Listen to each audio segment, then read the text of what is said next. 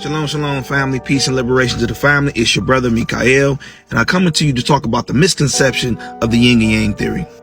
One of the things we have to understand that we are in a time and age of information. Information. Truth or information. Falsified information. Good information. Bad information. And one of the most falsified conceptual understandings is being able to balance light and dark. And it is a very misinformed concept, whether that be on a spiritual level, a religious level, a physical and nutritional level, trying to balance light and dark. And I'm going to show to you why. So let's talk about the symbol of the yin and yang. You have the dark side that's supposed to be representation of your past, your trauma, your darkness, being able to tap into the earth, right? And then you have your light side that's supposed to be representation of heaven. It's supposed to be representation of light and ascending, right? Now I'm going to show you on a scientific, a physical, and a spiritual level why you cannot live a life balancing light and dark. Now, what's the problem with that understanding and theory? Let's take a room, a dim room, a room that's half light and half darkness. Well, here's the thing about being in a room as a human when dealing with a room that's half dark and half light, is that your eyes, your pupils have to now adjust and expand, because now it has to grasp onto whatever little light that's in the room. So that means in this concept, it has to alter itself. It has to change its perspective and views just to adapt, because the alteration of another light or another frequency coming in called darkness. And the thing about that, now that you're in this different setting, now you have to strain your eyes. Now you have to really squint and look, because your chance of actually seeing clearly has now shortened due to you allowing darkness in the room. Now let's take it from a physical level. Let's look at your body. Your body functions on a light code, as they call it, a light code frequency or electricity, right? And we know that electricity is light. So look at it from this perspective. Look at it, your blood. Your blood has to stay on an alkaline pH level, the light side, right? And in your blood, you have something called cells that are made up of electrons, protons, and neutrons, all electrical light codes or charges, right? Now let's add on the darkness. Let's say we add darkness, or let's say we add death, because that's what equivalent is to darkness is death, or let's add sickness, right? Which is your toxins, which is your inflammation, which is your heavy metals. These things, if they enter into the blood, they actually start to contaminate and lessen the lifeline of the blood. And that's exactly what your past, your shadow, your yin represents. It represents a darkness of past, a toxicity of self. Now let's go with the spiritual and religious side of understanding light and dark.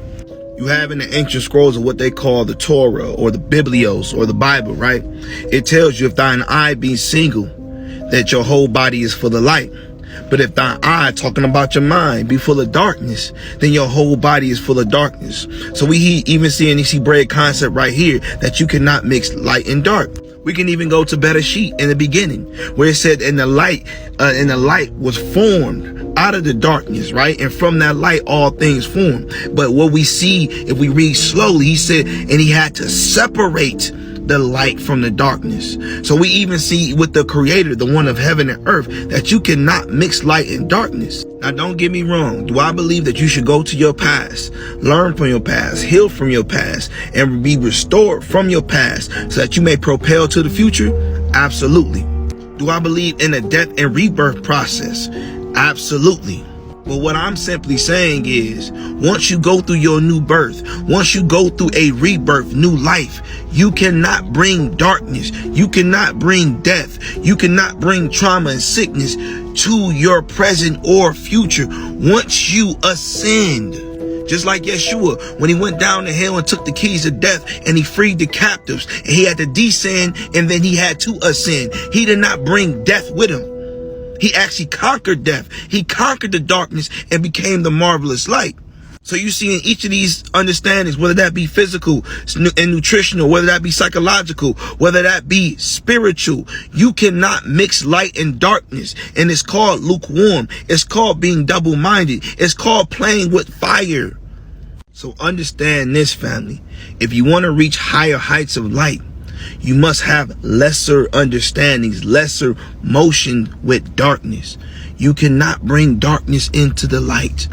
And matter of fact, the light always exposes the darkness and overcomes the darkness. And this is why darkness cannot comprehend.